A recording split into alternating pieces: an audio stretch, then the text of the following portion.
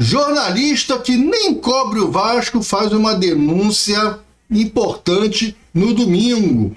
E olha, essa denúncia pode explicar muita coisa do porquê que o Vasco vem jogando tão mal. Fica ligado que eu vou contar todos os detalhes nesse vídeo. Antes, deixa eu rapidinho pedir para que você não esqueça de deixar seu like e pedir para que você se inscreva no canal. Só isso, e vamos partir para essa história que é complicada, hein?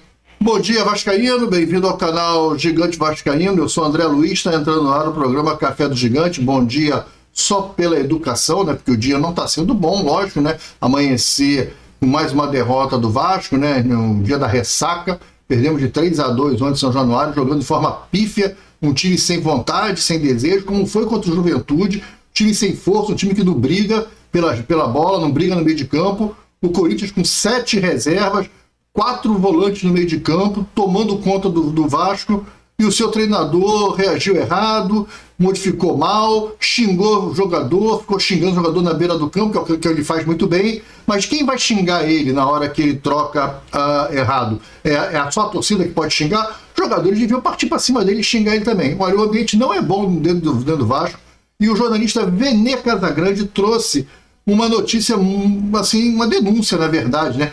Muito complicada. Uma notícia, o Vene chama de notícia de bastidor. E olha que o Vene Casagrande não costuma errar coisas do Vasco, não. Ele cobre o Flamengo, mas ele tem uma fonte dentro do Vasco que ele sempre crava o que está acontecendo. Bem, a notícia é sobre o lateral direito da Seleção Brasileira Sub-20, o Paulo Ricardo, Paulinho da base, né? Chamado agora de Paulo Ricardo, nos profissionais. O menino ficou chateado ao longo dessa semana, porque quando soube que o Paulo Henrique não ia para o jogo, o Diniz começou a treinar o Leandrinho na lateral direita. Pô, ele é o lateral da Seleção Brasileira, ele é lateral direito da Seleção Brasileira. O titular da lateral do Vasco é o PH, o reserva é o Puma. Se o PH ou o Puma se machuca, quem tem que ir é ele.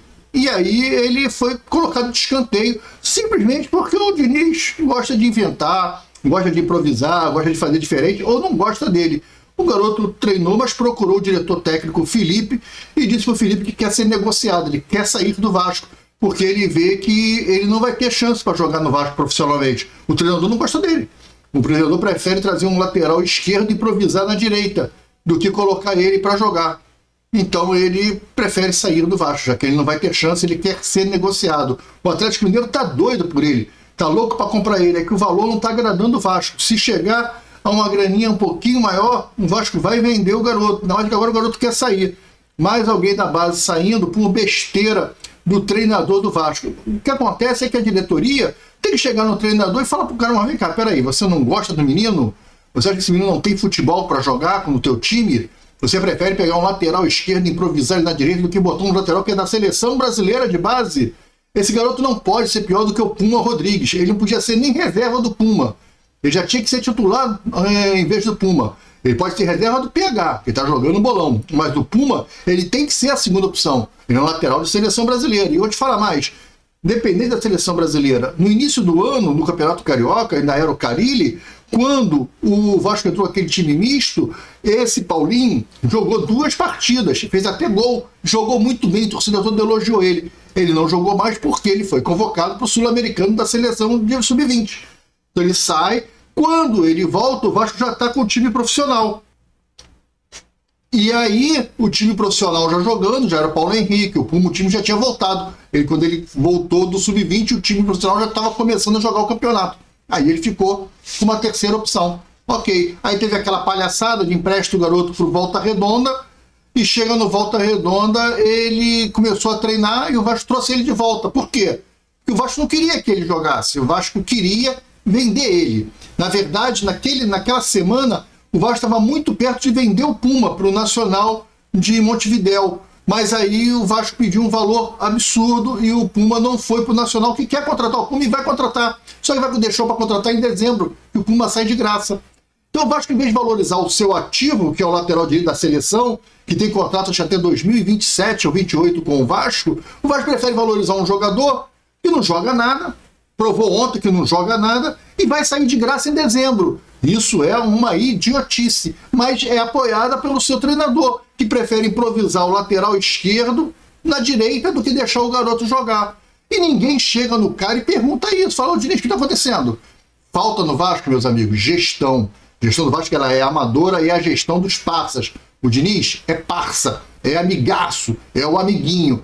Falta no Vasco o chefe, o cara que chega e cobra. Pô, Diniz, é muito legal, tá tudo lindo, tudo bonito, mas tem que ter resultado, amigo. A gente tem que ganhar o jogo. E essas pequenas picuinhas vão queimando o elenco.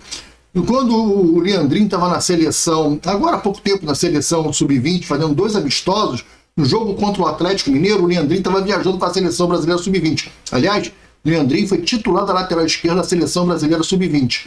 E aí o Lucas Piton estava suspenso, não podia jogar o jogo contra o Atlético Mineiro em São Januário.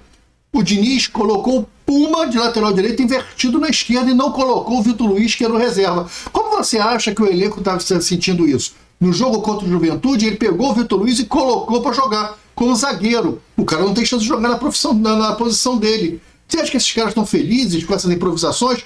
Ontem, no jogo contra o Corinthians, ele pegou o Nuno Moreira e botou de volante. E na entrevista coletiva ele disse que ele entende que o Nuno Moreira pode jogar de 8. Tranquilamente, que o Barros é um 5. Ele falou isso, palavras do Diniz. Então, ou o treinador está muito perdido, não conhece realmente os jogadores do elenco do Vasco, ou só sabe fazer aquele esquema. E vai morrer abraçado com esse esquema. Porque o Vasco precisa, meus amigos, pontuar. O Vasco precisa ganhar jogos. O Vasco precisa jogar bonito, que nem jogou contra o Santos. Ótimo, jogou legal contra o Santos, foi 6-0, jogou bonito, teve corta-luz. Foi lindo, foi maravilhoso, mas o Vasco não precisa disso. O Vasco precisa ganhar partidas. O Vasco tem que jogar por resultado. Não é jogar pela performance, pelo desempenho. O Vasco precisa de 3 pontos, porque vai desempenhar muito bonito em alguns jogos, vai ser lindo e vai ser rebaixado. Mas sabe que a diretoria do Vasco não tem ninguém ali que possa sentar e discutir com o Diniz, não por falta de condições técnicas, porque o Felipe tem condição, o Pedrinho tem condição, mas porque é parça, porque é amigo, porque é coleguinha, é o cara que depois do expediente todo mundo chopinho junto, todo mundo troca ideia, todo mundo é amiguinho. E ninguém pode chamar atenção, não tem o chefe, não tem a hierarquia, todo mundo é boleiro, todo mundo é colega. Vão afundar o Vasco com seus coleguismos, é isso. Infelizmente, tá pegando fogo os bastidores do Vasco, o ambiente não tá bom e o Diniz, tá complicado. Mas o Diniz vai ser mandado embora? Claro que não vai ser mandado embora. Ele é amigo, ele é parça, e a multa do amigo alta, lá em cima. Amigo, hein? Amigaço. Fica com Deus, galera. Um grande abraço. E não esquece, daqui a pouco, 1h da tarde, tem vídeo aqui no canal no Almoço Gigante. Valeu, fui. Tchau.